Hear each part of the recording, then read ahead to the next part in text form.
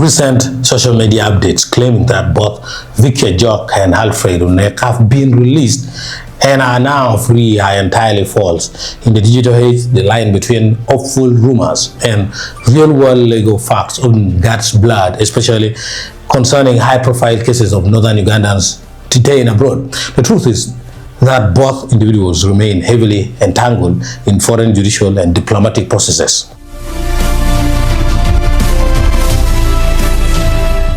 The assertion that Vicky Ajok has been freed and allowed to return to Uganda is a lie.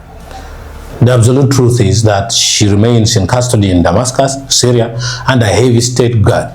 The legal reality of her case is extraordinarily severe. She was arrested on January 29, 2026 for the murder of her elderly employer, veteran Syrian actress Huda Sharawi, following a swift confession and a televised crime reenactment broadcast by Syrian state media. A Damascus criminal court quickly sentenced her to death by execution.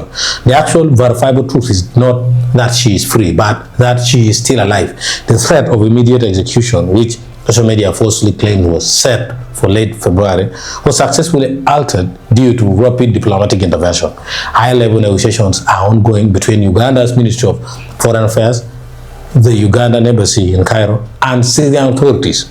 State Minister for Foreign Affairs Henry Acoli, who is now outgoing, and Labour Minister Esther Anyakun have both confirmed that Uganda is actively fighting to commute her death sentence to a lighter prison term or secure an extradition agreement.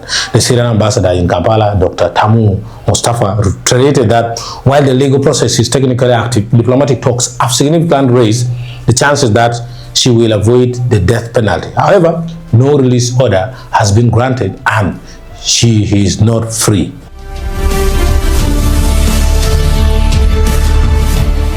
Similarly, the rumors stating that football player Alfred has been released from custody in India are false.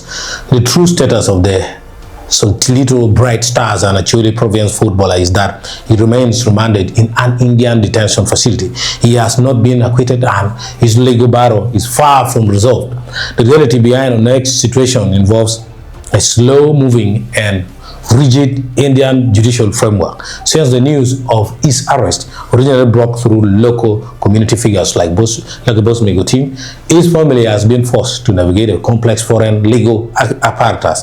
The truth of the matter is that his family is spearheaded publicly by his brother Erigodon, and his father is actively struggling to keep his legal defense funded. They have repeatedly reached out to well-wishers and leaders within northern Uganda to raise the financial capital necessary to sustain a robust legal team in India. While false online speculation previously exaggerated his situation by hinting at an imminent death penalty, the grounded truth is that he faces standard criminal procedures and remains strictly under remand. And it is worth noting that the family made a mistake from stopping Acholi and Bosmik from continuing with their activism.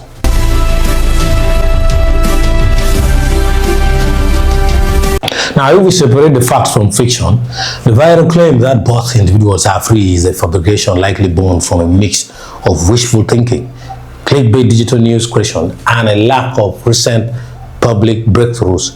International legal battles and bilateral diplomatic negotiations move at a remarkably slow pace, often requiring months or even years of quiet dialogue before a definitive resolution is reached. Sharing false reports of a release only creates cruel, misleading hope for the affected families in Omoro, Gulu, and the wider Acholi sub-region. Neither Vicky, Ajok, nor Alfred Onek has walked out of confinement. Both remain institutionalized in Syria and India, completely dependent on ongoing legal defense and state-level diplomacy.